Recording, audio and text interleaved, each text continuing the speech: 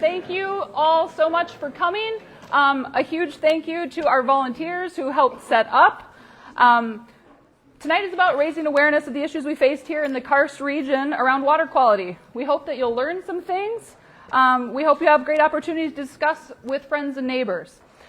On that note, we ask that you are respectful of the presenters and those around you as well, because we all come from different perspectives and backgrounds around this topic.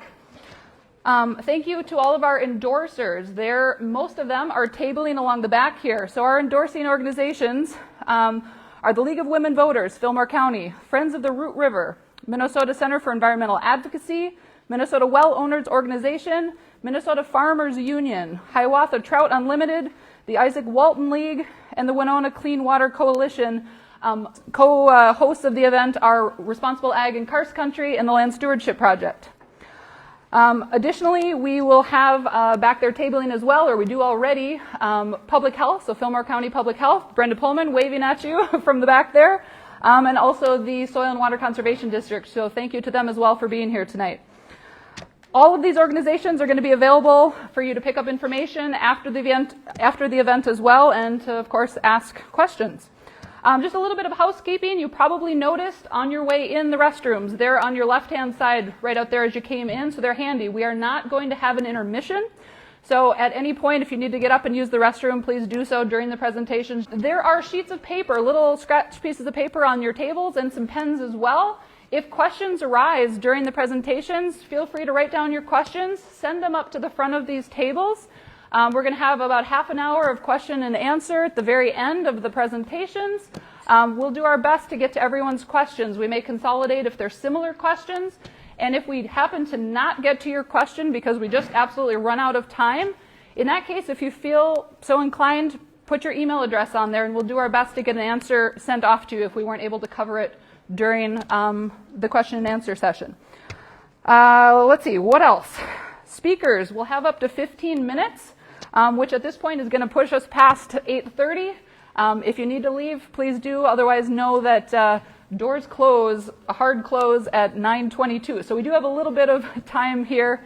So presentations should go just a little past 8:30, and then we'll do half an hour of question and answer at the end. So we should wrap up around 9 or perhaps a little bit beyond that. Let's see here. What else do I have to cover? I think that is about it. And so here we're going to get started with our first speaker. I'll just give a little introduction here. Our first speaker is Martin Larson. He farms 1,000 acres near Byron, producing corn, soybeans, cover crops, and food-grade oats for a diverse rotation in a full no-till system. As an Olmsted County Soil and Water Conservation District staffer, he gives technical assistance to farmers and handles 40-acre test plots building for healthy soil. Martin speaks on soil science, groundwater quality, regenerative ag practices, challenges and innovations in farming markets, caving, farming, and water quality. Yep, and I'm not going to stand behind a podium. I can't do it. So I wear a lot of hats, and some of that have been listed there. But I think that I'm a farmer first and foremost. And my soil health journey is about 10 years long. Maybe a little bit longer. But I was very conventional prior to this soil health journey as a farmer. I come out of an agronomy background. But you know, why did I change? Well, there was weather events that influenced me to change. There was personal events in my own life that influenced me to change. I have a son. My time with him is important. But then I started new hobbies where, you know, sometimes we go through life events and you want to crawl under a rock. Well, I literally did. So I started to go caving, which is a pretty unique hobby, as it turns out, because it's a pretty small group that regularly goes caving. So I'm predominantly going to talk about, these things. I struggled for a title, but nitrates, karst systems, and soil health. So karst systems are very complicated. And it's going to be talked about, maybe, you know, the rest of the speakers are going to hit on some of the complexity of modeling karst systems, because we have conduits, and we think about the conduits as maybe the hallways or the alleys down between these tables. And then we have the porous soil and rock itself, would be more like the water trying to move, or people trying to move across these tables going this way, which of course is going to take longer and slower, right, than walking down the aisles between them. So think about that. That's the way kind of our water moves in karst systems and soils, right? So that's me. That's my oat stubble from this summer, and I'm planting buckwheat into that, which flowered very nicely, and the neighbors loved all the buckwheat flowers. It was 60 acres of buckwheat. I can't hit on everything because of timing, so please follow up with me later if there's something that interests you. Small grains, I'm really passionate about them and getting them into rotation, and I'll hit on why. But the whole agronomy side of that and economic side of that, I just can't. I don't have time. So this is a karst system right here. And I want to say it's a hidden drainage system. So we're not talking about conduits here, because predominantly nitrates are not delivered into the karst system through a conduit. It's delivered into the karst system through the soils and below our cropping systems. So this is alfalfa. This is actually a nitrate neutral crop. It's actually a nitrate zero crop predominantly. This was this summer, same field. Here we are at the road looking out on it, and here we are in a drone at legal drone height, I believe, so whatever that is.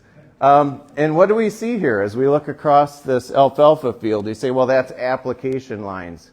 No, these are the conduits underneath the karst system, or underneath the soils, sorry.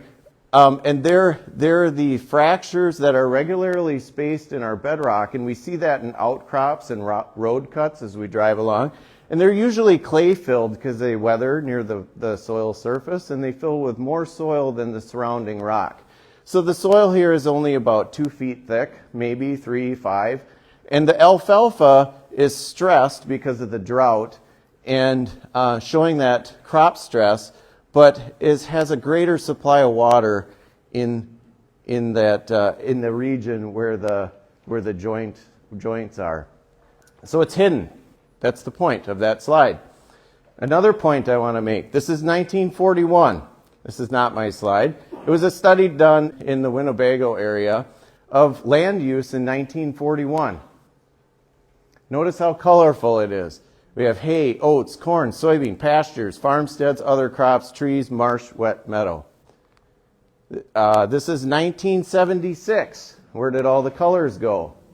And I want to focus on this time period between 1940 and 1970 because those are marker years.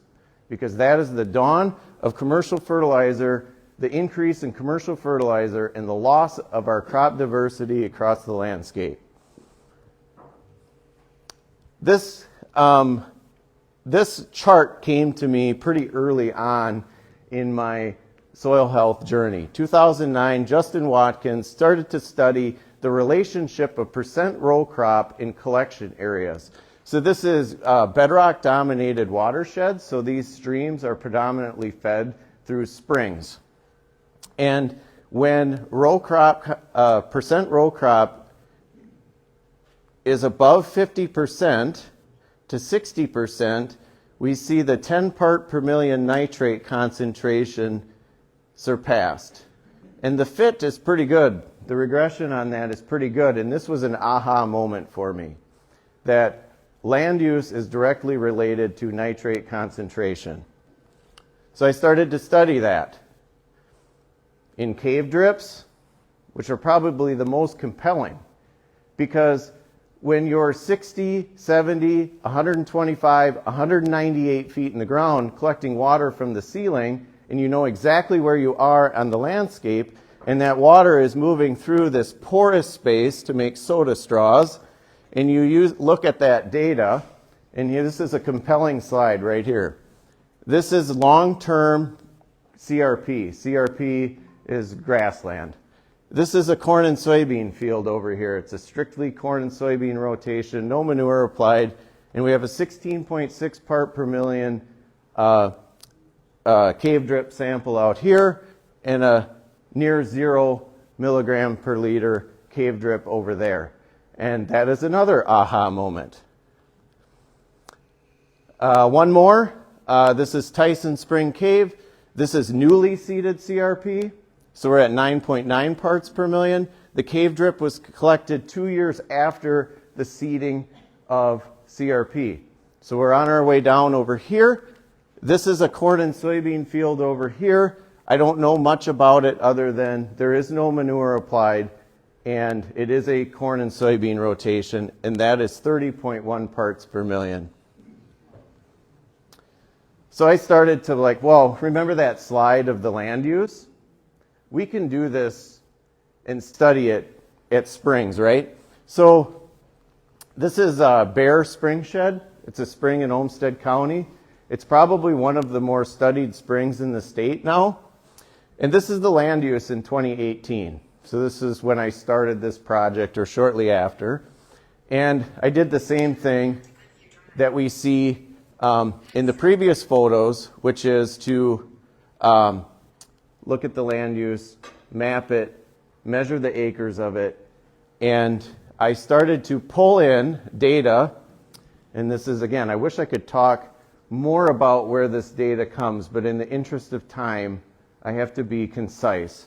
So here we have the acres of corn, soybeans, alfalfa, road, perennial grass, grove, CRP, farmstead, wooded, lawn, feedlot, right?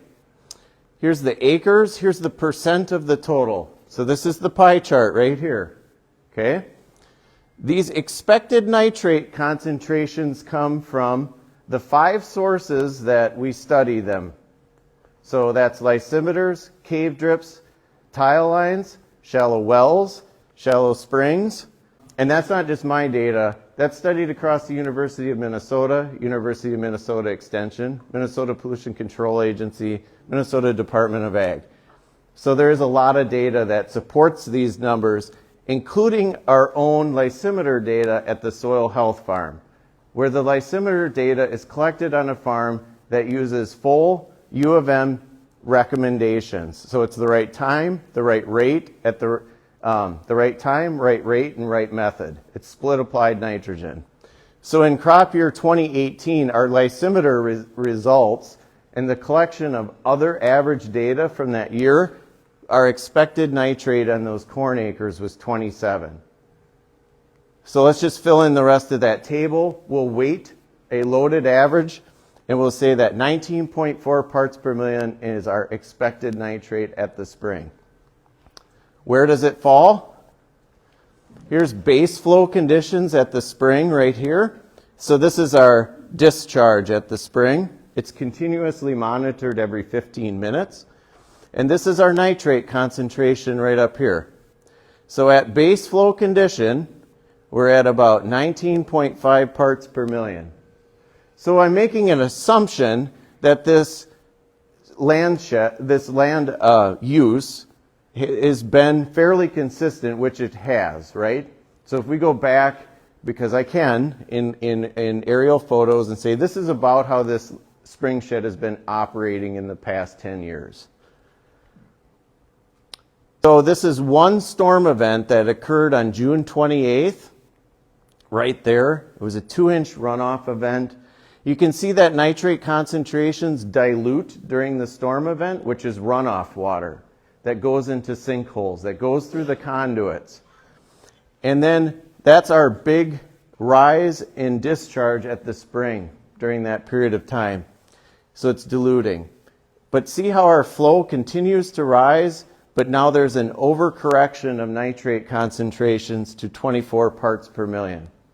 And that's the soil water starting to push through. So it's flushing that soil profile out into the karst system. And likely not just the soil profile, but the rock underneath it as well. So we're going to assume that we can make some management changes. And this is what it would take on that spring. Again, these numbers are supported by when we introduce cover crops or alternative crops, and we study the nitrate concentration in the lysimeters and the drain tile below it. So if we remove 200 acres of corn and we plant alfalfa, we're going to make that assumption, and we're going to put cover crops on 100% of the rest of the acres that grow at least 12 inches tall. which logistically would be difficult, and I can back that up as a farmer. But we're going to make that assumption. This is our bench line right here. Because now when we table that out, we get to 10 parts per million. It's actually not that hard to achieve because we didn't do too much. We got to figure out how to get cover crops to 12 inches in row crops, though, because that is logistically challenging. This is the long-term data at Bear Spring that comes from 2017 to 2024. And I can say that in that spring shed, that working with the landowners in it, not just me, the SWCD introduced a cover crop program. We're about 25% of the way to right here, right? And where's the trend line pointing? Down. We're aggregating a lot of information and a lot of data there, and I'm sorry. But it's important for me to share this story that there's optimism out there. This is a spring that's on my property, and that's my well, okay? This is what that spring shed looks like. I farm all that. So prior to 2016, there really wasn't any soil health practices going on down there. And I started to adopt them. So this is corn and soybeans from 2016 to 2019. I started to grow significant row crops with covers in 2020, and then in 2021 there was an oat crop followed by a legume, and we can watch the nitrate concentrations go from 12 parts per million down to 5 at the spring. Let's back up one slide. Here's a hint. My well water is pretty much the spring water. It went from 11 parts per million, a grab sample, down to 3.8 parts per million, a grab sample. Said I'm a farmer, there's 3 generations of us in combine. A little bit, I wanted to be profitable. I wanted to have an emphasis on conservation, stewardship, nitrate sequestration, carbon sequestration, and soil building. And I really like to share my story. So when you put dogs and kids in your presentation, everybody watches it. One very brief, I actually have 2 very brief slides on the Olmsted County groundwater protection and soil health. So all this data that I went through, the cool slides and all that, right? It's pretty compelling that we can move the needle by growing cover crops that reach at least 12 inches, that we get this 30 to 60% reduction in nitrates below row crops. We get it out of corn and soybeans into something else, and we have an increase in haying and grazing acres. I got 15 seconds. So we represent 69 farmers in cover crops. They signed up this fall, 10 in the alternative crops. And the end result is we indirectly, through all of these farmers, all of the cover crops that they're growing, saved 23 semi-trailer loads full of urea, a nitrogen source, out of the groundwater in Olmsted County.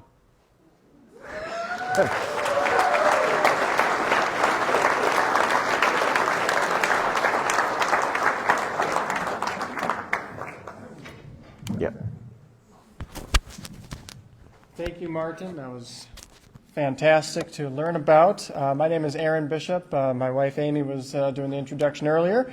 Alita Borud is next. She is a retired general physician with additional master's degree in epidemiology. She's also a co-owner of a small grains farm with deep interest in the health of rural communities. Her talk will focus on what we know about the health effects of drinking water, agricultural chemicals, in particular nitrates. I know I'll trip if I start walking about like Martin. I think the issue is, how worried should we be about ourselves and our health with what's in our water? And I have to say that this is personal for me, both as a physician, but I live in Karst Country too. I have a private well. There's springs on my land. And I inherited the family farm. And because of the work and what I've learned from Martin directly and his colleagues, I'm proud to say that we now have a young farmer who is doing the right thing with the land. We have diverse cover crops being planted. He's experimenting with things like pulses and camelina, as well as putting grazers back on the land after the crops have been harvested. These are the things we know that we need to do to build our soil health. So how is it that we are actually exposed to nitrates? There's some that comes from food, and I've heard people say, well, it's in vegetables. Nitrates are in vegetables. Well, actually, most of the vegetables that have high nitrates also have, for instance, beta-carotene and vitamin C, vitamin E, which combining with the nitrates completely cancels out the effect. The main diet source and food source is meat that's been preserved with nitrates. But that just pales in comparison to the quantity of nitrates that we get from contaminated water that has been contaminated by runoff from inorganic fertilizers put on fields or manure spread on fields or leaking manure lagoons. So, we first started getting interested in the question of what are the health effects back in the 1940s when babies who were using formula that had been mixed with contaminated water developed this syndrome called blue baby syndrome. And what happens is the nitrates actually combine with the red blood cells in the body in infants less than 6 months old and really prevent the blood cells from carrying any oxygen. And you can see this baby is blue, starved for oxygen. And that really led the U.S. government to set what's considered a maximum contaminant level of 10.4. But that, was back in 1962. And subsequently, people have done study after study, hundreds of studies around the world to look at what is the actual health effect of high nitrates, particularly in drinking water, since that's the main source for us of high nitrate. And what we know is in the body, nitrate actually interacts with bacteria that then form what's called N-nitrosyl compounds that we know can cause both birth defects and cancers. So thinking about birth defects, what we do know about the effect of mothers who are exposed to high nitrates while they're pregnant is that there are a couple specific effects. One is what we call midline neural tube defects that might also involve the spinal cord. So you can get, for instance, spina bifida, you get cleft palate, and also you can even have the absence of the development of the brain called anencephaly. But also we know that there's evidence for spontaneous preterm births. And when you think about it, this is in fact the body's way of managing a pregnancy where the fetus is so damaged that it's unlikely to survive outside the womb. We know that this is what happens with high nitrates. And these effects are really easy to detect because it's immediate. You can see it in a very short period of time. But, oops, did I go too far? Yeah. So one of the questions I think that all researchers are faced with is how do we actually prove an association between exposures in water and health effects, especially cancers? You have to determine what the level of nitrate was during the exposure. For birth defects, it's much easier because it's really just the first trimester when the baby's developing that is of concern. But when it comes to cancers, they really develop over, for instance, 10, 15, or more years. So you have to be able to look back and find out what was the exposure during that whole period of time that this cancer was developing. So it's really not easy. It's not easy to determine the health effects of any substance that might be contaminating our water. So We do have evidence, though, and in fact, one of the biggest studies that was done in the United States, right across the border in Iowa, led by the lead researcher for the National Cancer Institute, Dr. Mary Ward. She's led a whole series of studies and is really an expert on this topic. And they studied, you can see, about 42,000 postmenopausal women for about 25 years. They took really careful diet histories because they weren't sure whether diet was contributing, but they also understood what the nitrate levels were in the water, because Iowa was actually measuring nitrates very carefully during that period of the study. And what they found was, in fact, an association with these cancers, bladder, ovarian, and thyroid, when the level is above 5. You see, that's less than the 10 that our government says is safe for us. So there's also a very large population study that was done in Denmark, a very agricultural society, and so therefore they were monitoring nitrates in the public drinking water. And they followed people, you can see 1.7 million people for 30 years. And what they did was they just took those 70% of people who really didn't move around. And so they could say with a high degree of certainty what the nitrate level exposure was in their drinking water. And they found that there's a risk for the development of colorectal cancer when the drinking water level is just about 4, if it's above that. And I like this slide as an epidemiologist because that we like to think about evidence when we talk about an exposure, a dose response. And this slide really carefully shows that as the nitrate levels increase as you go across the chart, you can see that the risk for the development of colorectal cancer also increases, a clear dose response.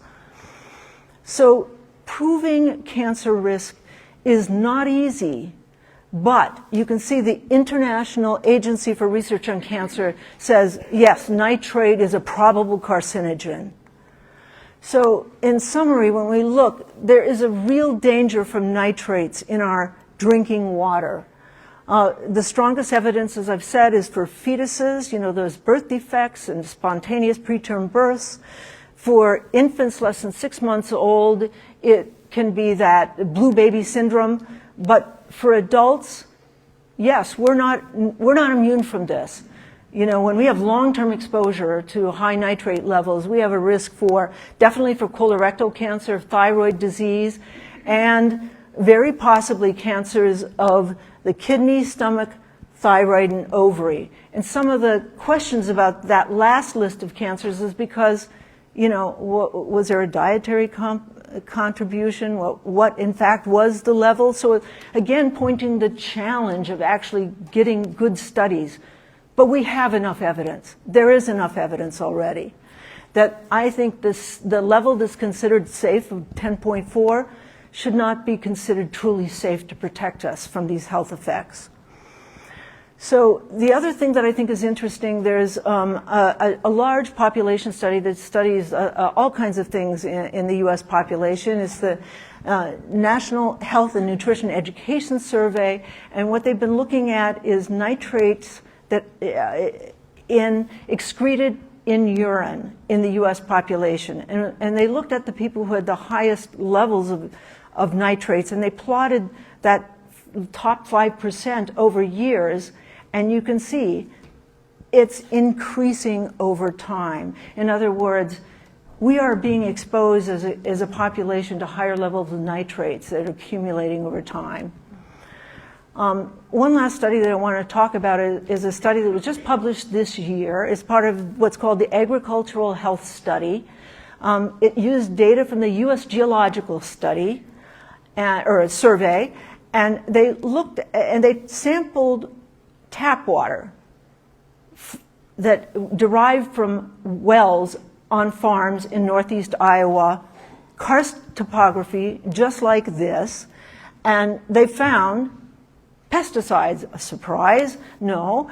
A median number of 8 throughout the sample, a median number of 8 in these 47 wells, and over a third had elevated levels of nitrates.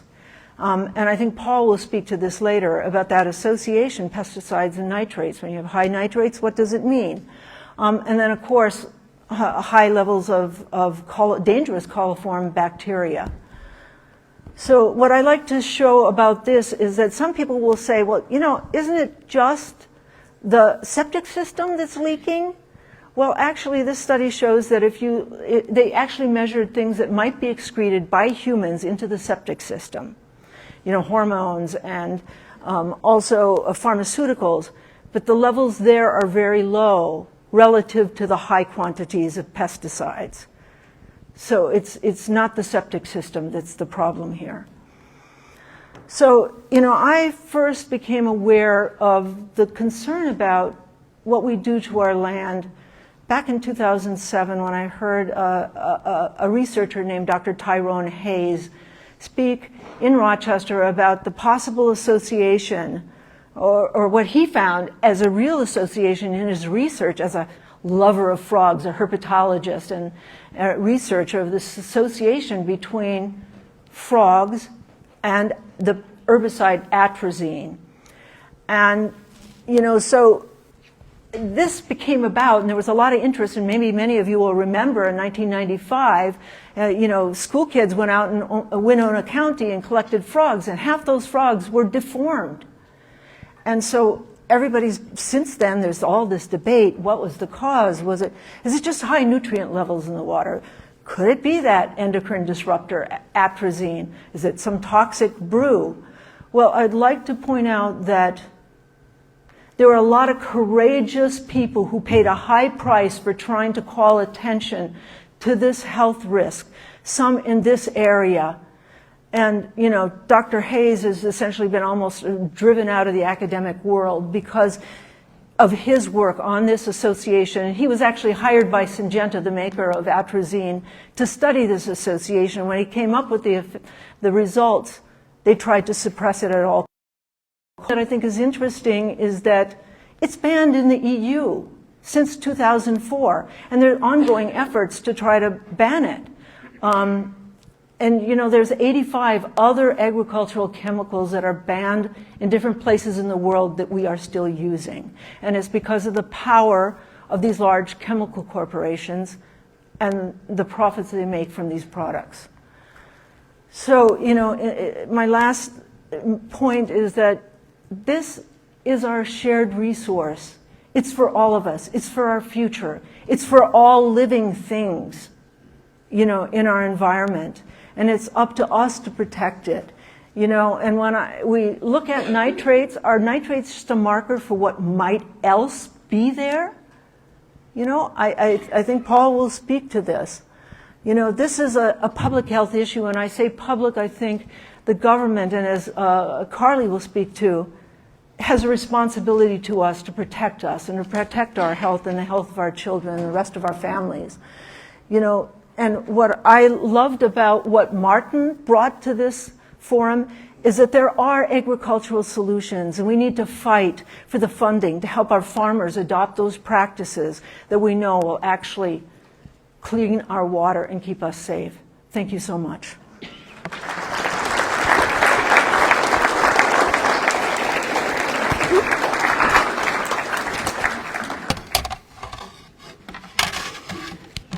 Thank you very much, Alita. Our next speaker is Monta Hayner, fly fishing guide with the Driftless Fly Fishing Company in Preston, Minnesota. She is a longtime member and volunteer with Trout Unlimited. She is the current president of Lujuit Fly Fishers, a fly fisher international club in the Twin Cities. Monta Hayner. Thank you for the introduction. I hope I don't lose my voice during this. I'd like to add that I teach and guide fly fishing because more people who understand and enjoy clean streams, the more power we have to keep them clean. I first started volunteering, mentoring, and teaching fly fishing here at Eagle Bluff through the DNR. So it's nice to be back. I'll first speak on outdoor recreation as an economic power on the national level, then at a regional level, and finally at the local level. Clean streams are critical to maintaining growth in the outdoors and in our driftless region. So why is Trout Unlimited concerned with the nitrates in the groundwater? As Alita said, one of the reasons is it's paired with many other pesticides that are harmful to our streams. And also because of the karst geology in this region, the quality of our streams is directly related to the quality of the groundwater. The streams are fed primarily through springs.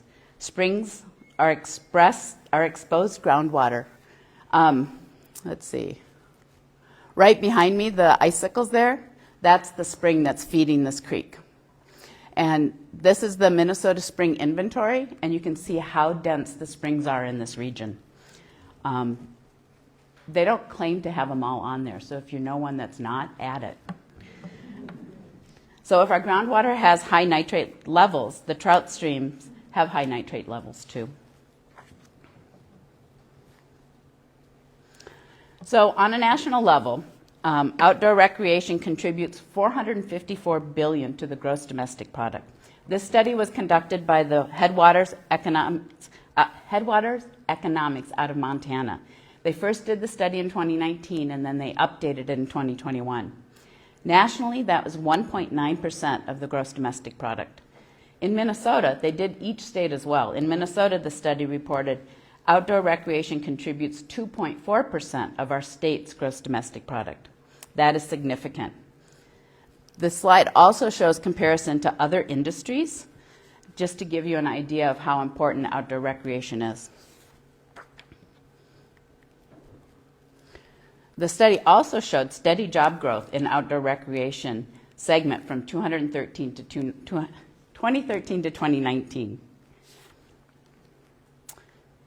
So regionally, the driftless region that is, including Wisconsin, Minnesota, Iowa, and Illinois, Trout Unlimited did a survey study in 2008 and then again in 2016. It was a survey of recreational anglers who purchased trout stamps in Minnesota, Wisconsin, Iowa, and Illinois. They found recreational anglers generated over $1.1 billion to the local economy in 2008 and increased to $1.6 billion in 2016. I found really interesting is the 2016 study broke it down to $413 million in direct spending, and then another $670 million in indirect spending. It's a ripple effect of when the money is moved around within the local community. The 2016 study found that 6,500 jobs across the region are supported by recreational angling. That includes some of the stream restoration and other, besides just fishing, but they were looking primarily at things that related to the streams. Showing these kinds of numbers is why it's so important for us to keep our streams clean.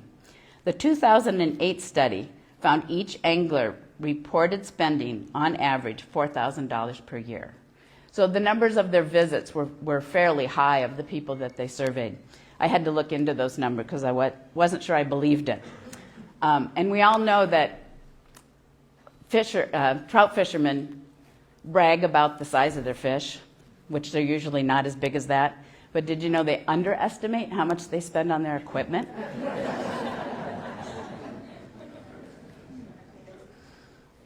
So locally, this is a look at a single shop. My brother, Melvin Hayner, owns the Driftless Fly Fishing Company. And he started looking into the fly fishing industry before he opened the fly fishing shop. He wanted to see that it was going to continue to increase. He was already guiding in the area at the time. So he opened the shop 10 years ago after he saw how much he believed it was going to expand in this region. In 2022, last year, his shop brought to Preston 200 participants in this Beginner 101 classes and another 200 clients, guided clients. He estimates an average of each spent $100 to $150 in the community beyond the shop through restaurants, gas, lodging, and shopping. So that's $40,000 to $60,000 spent in the local economy. And we're talking really local.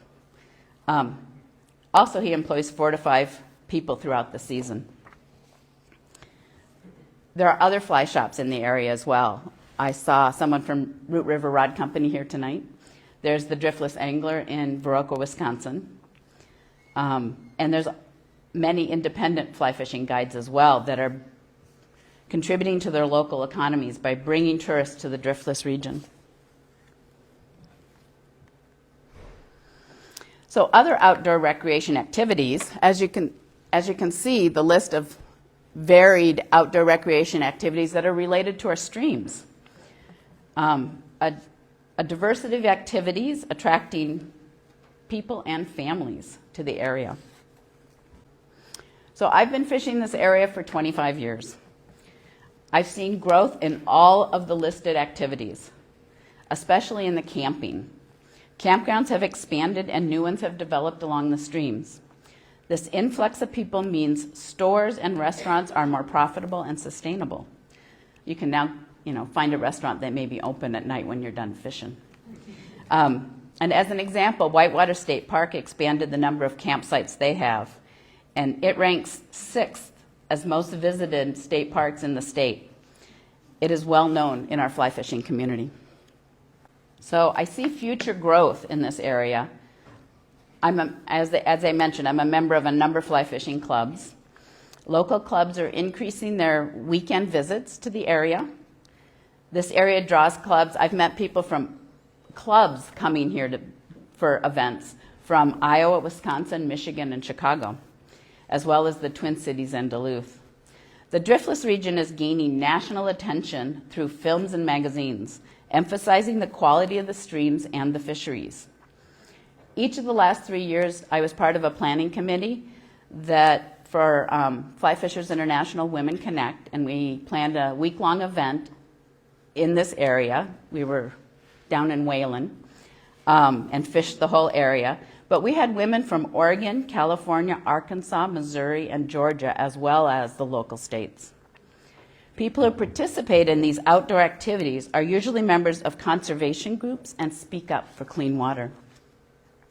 So a quote from the 2008 Trout Unlimited report: investments in improving fish habitat and water quality, as well as the efforts to provide public access for fishing, have contributed to the development of the driftless area as a major fishing destination. The access we have here is incredible compared to other states, and it's been working with farmers that has given us that access. So an interesting fact that I found through doing this research, that counties with outdoor recreation have higher net migration rates since 2010 and higher incomes. This has only increased since the pandemic, with appreciation of the outdoors and being able to work from any place. The graph shows that people are moving to cities and rural areas with outdoor recreation activities. So here's the sad part of it. We have major fish kills every year or two. The news of the fish kills travels fast through the fly fishing community. Anglers want beautiful areas to fish. These fish kills give anglers second thoughts about traveling to our region. Each fish kill happened after a heavy rain. The Minnesota Pollution Control Agency has not been able to pinpoint where the pollution originated. In the most recent fish kill on the Rush Creek, they identified the rain as a contributing factor. Rain is a normal event. It may be a little heavier than usual. It's what's put on the land that washes into the water table that's the problem. Fish kills are an acute event indicative of a bigger problem with our groundwater. If anyone sees a fish kill, call the Minnesota Pollution Control Agency. I have the number up here, but the Trout Unlimited table has cards you can pick up.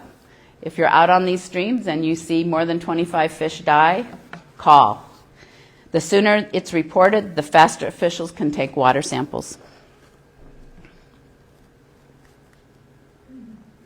So we've had a couple recent laws that have helped our streams some.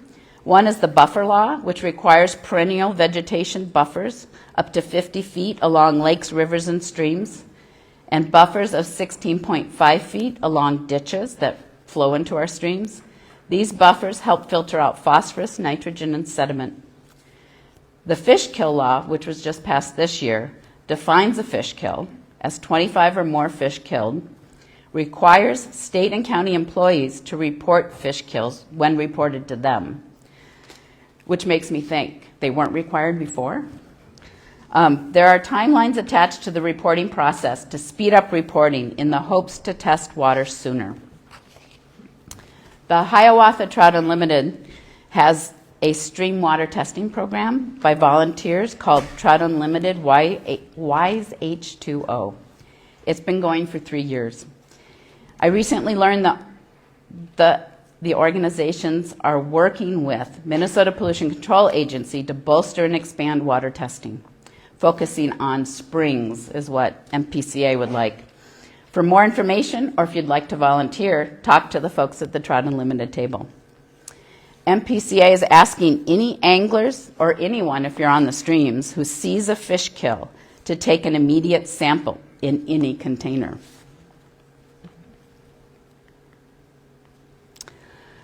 So I found an interesting quote from Tim Waltz that he said when he was a representative. Trout fishing is critically important to our region's economy. I applaud Trout Unlimited for all their work over the years to stabilize our creeks and streams in the driftless area.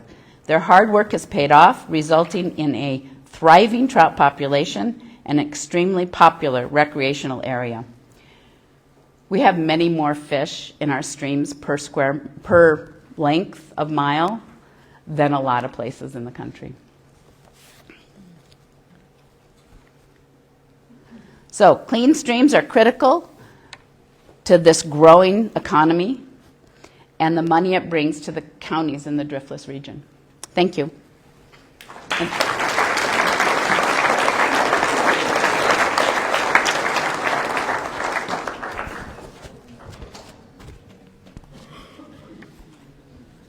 Thank you, Manta. Our next speaker is Paul Watzka. He's a hydrologist, farmer, and co-founder of the Minnesota Well Owners Organization. He and his family live in... We lost our... We're back. We are back. Disaster averted. He and his family live in Minnehaska Township, where they grow a variety of fruits, vegetables, and hazelnuts with the help of his private well. In his spare time, which he has none, he thinks about retirement, but still finds time to enjoy hiking, biking, hunting, and cross-country skiing here in southeastern Minnesota. So again, Paul Watzka. Thank you.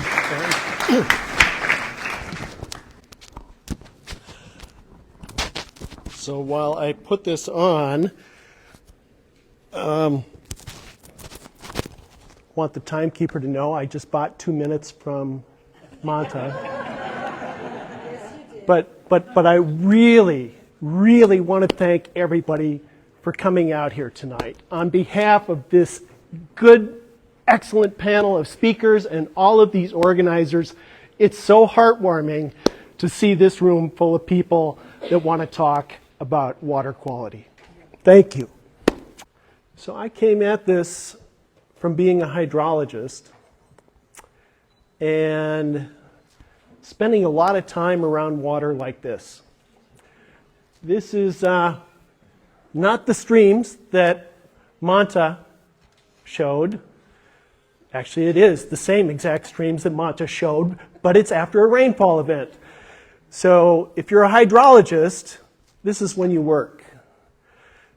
And this is when farmers can't get in the fields and fishermen can't fish. So they look at the guy on the stream that's collecting water and ask him questions and try to divert him from all the work he's got to do. So that's when I just said, you know what? I think I've got to really see how to do this. So then my family owns a small 80-acre acreage almost on the Mississippi River. So I'm directly north of here. And we started growing a variety of fruits and vegetables and hazelnuts, and I've got 400 feet of elevation on my property. Do you think I need to be told to conserve soil? Probably not. The land just tells you that. You make a mistake and you decide to till in the wrong place, that land will correct you. So, I want to talk about water quality issues here in Fillmore County. There's some very unique things about Fillmore County, and I will get into some of them.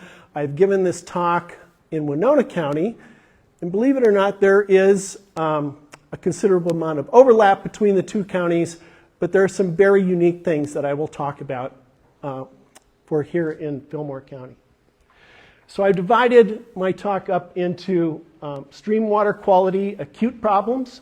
Manta covered some of the reoccurring fish kill problems due to high pesticide sediment, metals, ammonia, and biochemical oxygen demand concentrations. We can also look at the chronic stream impairments. Down here, they're due to bacteria, E. coli in particular, sediment, turbidity, PCB metals, nitrates, and impairments for aquatic life, aquatic recreation, and consumption. The municipal water quality situation in here in Fillmore County is actually pretty good.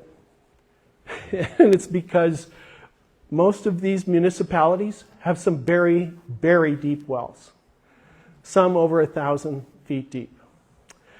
And so they don't have pollutants that originate on the surface of the land as problems. What they have is problems of the deep geology, radionuclides, radon as an example. There's only one city in Fillmore County, and it's only partially in Fillmore County, Chatfield, that has some issues with nitrates. And that's their current consumer confidence report is at 4.4 parts per million. However, when it comes to private well quality, I'll be getting into this in a little bit, but almost 17% of the private wells that have been tested here in Fillmore County are above the nitrate standard.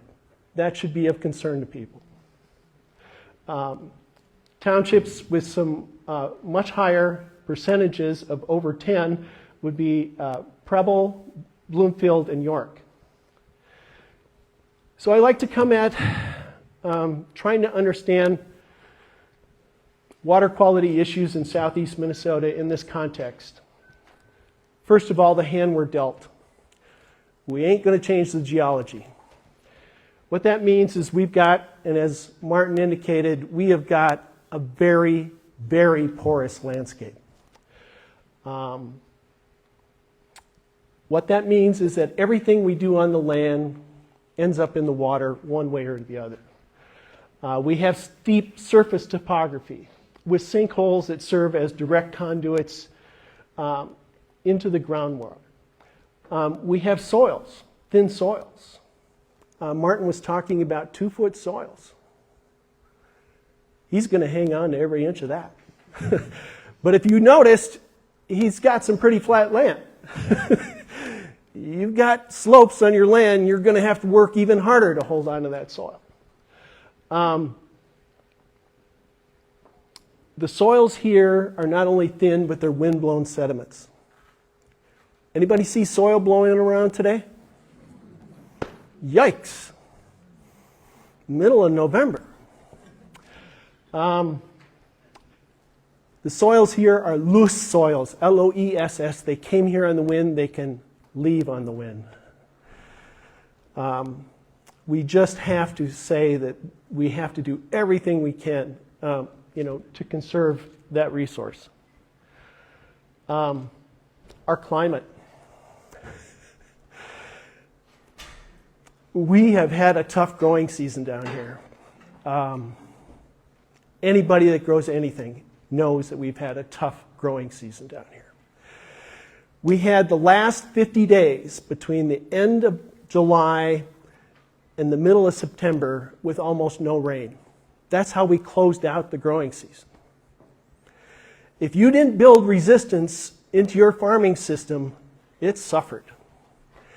Then we got 6 to 7 inches of rain after like the 20th of September. Well, what do you think happened to that rainfall? The crops didn't take it up. Where'd it go? Down and across. Okay?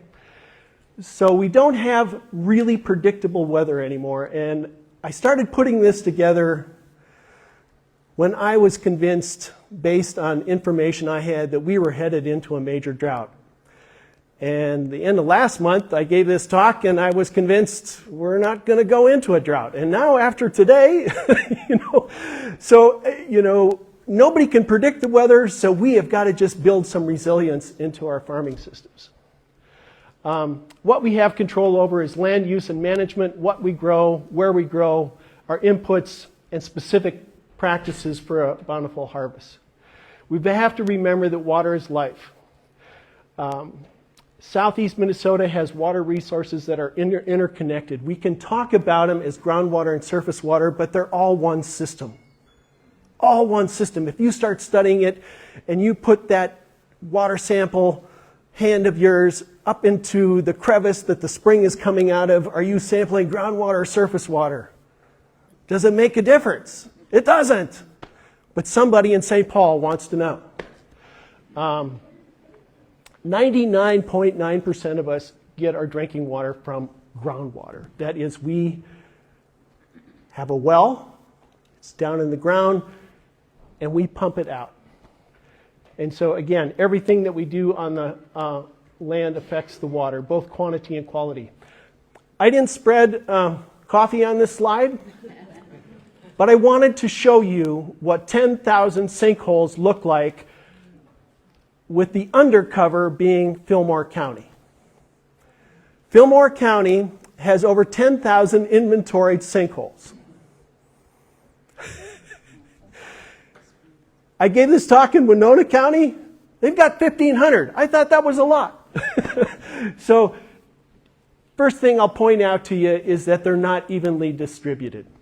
You can see Rushford up there in the upper right. You can see Spring Valley, Ostrander on the left. But that is the porous nature of our landscape. We're going to have sinkhole tours. Hey, Grand Canyon, right?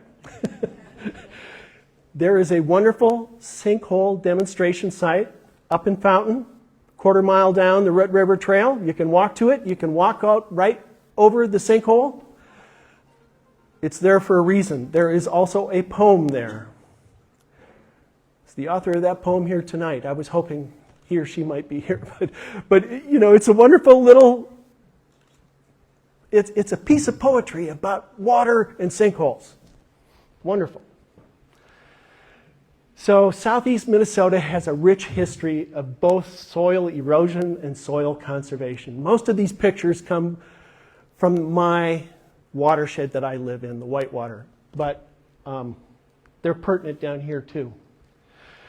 So what happened in the 30s and 40s, the 1930s and 40s, was an ecological disaster, a man-made ecological disaster. And it not only occurred here in southeast Minnesota, but it went all the way down to Texas and all the way over to the Dakotas. And every acre was fertile and susceptible to cultivation. Think about taking a horse up and down a 30-40% slope. We monocropped it. We grew primarily wheat. We denuded the hillsides for building structures and fueling steamboats. We overgrazed pastures. And affluent society was becoming an effluent society. This is what happens to a farm when it gets inundated with Jordan sandstone. Your A horizon is 8 feet underneath this sand. In my watershed, there's a testament to this myopia. It's the Whitewater Wildlife Management Area, 28,000 acres. That land was not deeded over from U.S. Grant and Abe Lincoln saying, oh, we should have a national park here, it's so beautiful. No, it was tax forfeit land, and it was land that was willingly sold back to the state of Minnesota because people could not make a living on it. That happened here 80, 90 years ago. So we can do a, where's Waldo here? I don't know if you can see that guy there, but we made changes. It took a lot of effort and a lot of education and a lot of work. But remember the 1930s? It was the start of the Soil Conservation Service, which was the forerunner of the Natural Resource Conservation Service. Crop insurance came out. There is just a whole bunch of things that happened as a result of this. But we changed our land use and management practices. We put contour strips, grassy waterways, detention ponds on the landscape. We diversified our crop rotations, and steep slopes were converted back to forest or pasture. Fast forward now, and this is going to kind of pick up on what Martin was saying. But this is a summation of just 3 crops over 30 years here in southeast Minnesota, starting in 1980. We started out doubling the number of soybean acres down here over that 30-year period. We're not making new land, so it had to come from somewhere, and what happened was, for every acre of soybeans, we took out an acre of alfalfa, or we took out an acre of oats. So what happens when you do that transition? I'm not even going to talk about the inputs, but I'm going to just talk about the transition of what you grow. This is coming from our plot scale work at Lamberton and Waseca, Giles Randall. You convert 1 acre of alfalfa to corn and soybeans, and you increase your nitrate loss by a factor of 30. We can come at it from a land use perspective. On the one hand, on the far right, we have forest, 0 to 5 pounds of N per acre per year. The row crop acres down here in southeastern Minnesota contribute between 20 and 37 pounds of nitrogen per acre per year, regardless of how hard or how little rain we have. We can come at it from a pie standpoint. Let's put all the nitrates that we know go down the river. Where does it all come from? Ag groundwater, ag drainage, and crop runoff make up almost 90% of that. Yes, septics do contribute. Yes, municipal wastewater does contribute. That's those little point sources and other non-point sources up there. Tiny fraction of the pie. So Alita alluded to this study. This is coming from Dakota County, and it really indicates that as you have greater nitrates in your water, the frequency of detection of pesticides is going to increase, and the number of pesticides that you detect are going to increase, such that when you get to 10, you have a 100% chance of having pesticides in your well, and those pesticides may be upwards of 17 in number. So this is what Fillmore County's township testing looks like as it's distributed geographically. This is what it looks like in terms of the percentages for every township. Again, 1,500 wells were sampled, about 17% of them were above 10. What I want to tell private well owners here in the audience is that, first and foremostly, you're on your own. You don't have to test. You don't have to treat. If you test and you got a problem, you don't have to treat. It's up to you. The message I want to give to you is that you are personally responsible for the safety of your drinking water. You have got to take those steps. I've got a well owner's portfolio in the back. I will be here until the cows come home to answer questions from private well owners about their well and well water. We run clinics across the state. We've had clinics where several hundred people have shown up. And if you want to know how a group of people deal with 300 people coming over for supper that you didn't know were coming, come to one of our clinics and you'll see. I want to show you this. This is really an important piece. This summer, the Winona County Clean Water Coalition invited the head of the EQB, Catherine Neschler, over for pie. Sweet cherry pie on a beautiful June day. Hey, what better way to talk about water quality, right?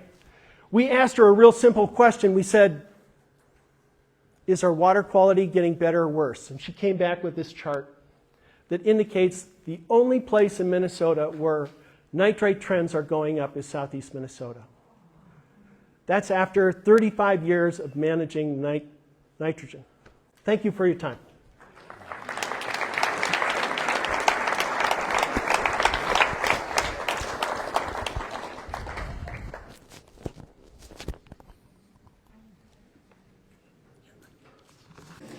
Thank you very much, Paul. Our next speaker is Carly Griffith. She is the Water Program Director at Minnesota Center for Environmental Advocacy. She is also a PhD candidate in geography at the University of Wisconsin-Madison. And Carly Griffith.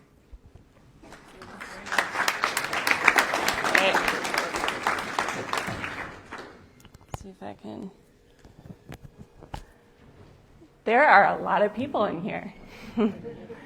I'm really happy to be with you all tonight. Thank you for coming out for this. And I am the last speaker of a really incredible and informative panel we've had. So I will try to not take up too much time because questions and conversation with all of you is the most important reason that we're here tonight. So here's my clicker. So what I want to talk about tonight is what tools do we have to address the persistent contamination of our water supplies, both groundwater and surface waters, with nitrate in southeastern Minnesota. So at this point, we may have, many of us may have seen maps like this, and we know that nitrate contamination in our state is concentrated in vulnerable groundwater areas, namely the Karst region in the southeastern part of the state, also the central sands. But what I want to emphasize today, we have decades of data, but what I want to emphasize today is that the current resources and regulatory support that is available to people with nitrate-contaminated water supplies, in particular private well owners, is inadequate to the crisis. So I will talk about a petition that MCEA, the Minnesota Well Owners Organization, and 8 other organizations filed this past April to ask for federal involvement, as well as what we can do at the state and local level, because this is a problem that's going to take. I talked to someone recently who said there's no silver bullet for this problem. It's going to take silver buckshot. So what you've heard all this from Alita already, but what I really want to emphasize is that one of the reasons we took this action is because this goes beyond a water quality issue, it's a public health issue. So this means we not only need to put better prevention measures in place for the long term, we also need immediate relief for impacted communities whose water supply is contaminated now. So you heard about blue baby syndrome, the federal human health limit set by the Environmental Protection Agency for nitrate is 10 milligrams per liter, set in 1962. And you've also heard discussion of the research on increased risk for cancers and adverse birth outcomes at much lower levels, as low as 3 milligrams per liter. And I also want to share that as of this summer, the EPA has recently announced that it will undertake a human health assessment of nitrate and nitrate. This had previously been suspended in December 2018, but the agency plans to take it back up. And the reason that they want to take up a new assessment is because they recognize that the standard that currently exists is focused just on blue baby syndrome, and they recognize that they need to widen the scope to look at all of this research out there on the risks of nitrate, increased risk for cancers, and effects on the reproductive system. So as others have discussed, because of the hydrogeological sensitivity of the Karst region, we know that surface land use quickly shapes what contaminants are present in the groundwater supply. And these maps illustrate that there's a high concentration of feedlots, as well as corn and soybean production, with high inputs of nitrogen from animal manure and commercial fertilizer.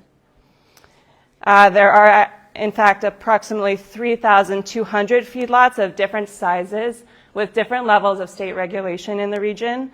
The state permit system focuses more on the CAFOs, which are above 1,000 animal units. And we also have talked about the need for more diverse crop rotation from the corn and soybean that you see here. So, at the state level, who has jurisdiction over groundwater? So as you can see in this graphic, there are several agencies with different pieces of jurisdiction. The Minnesota Pollution Control Agency issues permits for feedlot operations. The Department of Agriculture has jurisdiction over commercial fertilizer and pesticides. And the Department of Health has jurisdiction over public water supplies and the Minnesota Well Code. But as Paul mentioned at the end of his talk, once your well is dug as a private well owner, whether it was before the Minnesota Well Code was put in place or after, private well owners are on their own in terms of the safety of the water they drink, and even if they test to see what contaminants are present. And at the state agency level, this patchwork quilt of jurisdiction over the sources of contamination can lead to an unwillingness to take responsibility. So, in April, the Minnesota Center for Environmental Advocacy was approached by the Minnesota Well Owners Organization to help with the crisis that private well owners in particular face. So we looked at a section of the Safe Drinking Water Act, which is our federal law that protects drinking water supplies with an emphasis on public water supplies.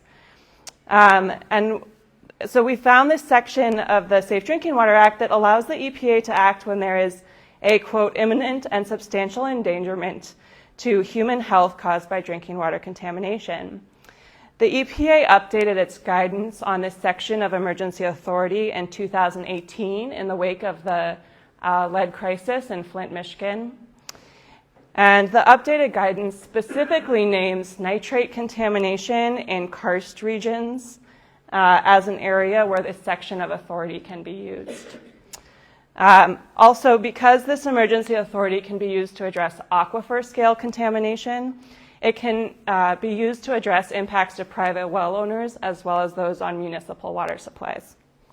So based on this guidance and the extensive evidence we had of contamination, decades of evidence, the Minnesota Center for Environmental Advocacy and 10 other organizations decided to submit the information we had to the EPA and to ask them to step in to protect the groundwater in this vulnerable area of Minnesota. So here are all of the organizations that signed on to the petition. We've also had about 1,000 individuals sign on to an individual petition that asks state agencies to do more to protect the Karst region. So on the 3rd of November, the EPA responded to the petition, and they determined that there is, quote, an evident need for further actions to safeguard public health from nitrate contamination in the Karst region. And in fact, that over 9,000 residents of the region are at risk of drinking contaminated water. This determination emerges out of a concern that people within the Karst region themselves have identified and prioritized for a long time. And what the EPA response does is it tells 3 Minnesota state agencies, the Minnesota Department of Health, the Pollution Control Agency, and the Department of Agriculture, to develop a coordinated and comprehensive work plan to address the immediate public health needs in the Karst region. And this is a list of the specific steps that the EPA outlined in their response need to be taken. Identify all impacted residences so we know the full scope, because the programs that we've used up to this point to test the extent of contamination in private wells have been voluntary. Test drinking water samples for any private well owner that requests it, and provide an alternate source of water with a priority for particularly vulnerable populations such as homes with infants and pregnant women, and that's if an alternate source of water if your water supply is above that 10 milligram per liter threshold. So the EPA response goes beyond these immediate public health needs.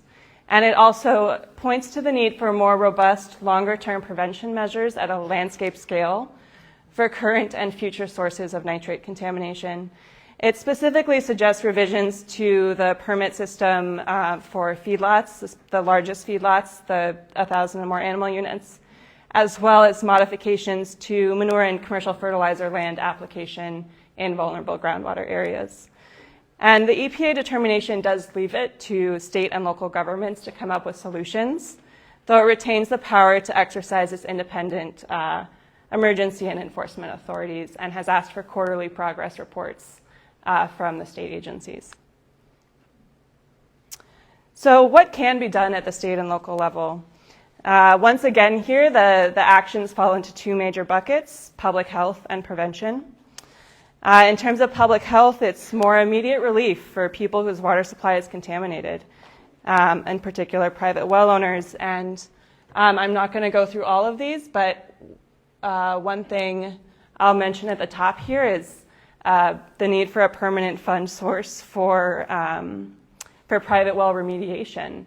And there is models from other states.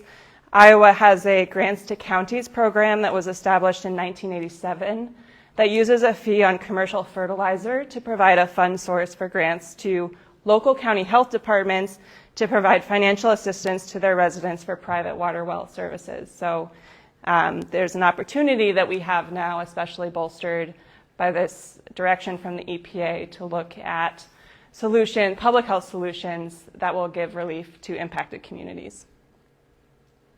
And then finally, there is the prevention piece, and I think you've heard a lot from the other speakers today about why there needs to be a focus on the cropland sources that we know are the major contributor to the problem.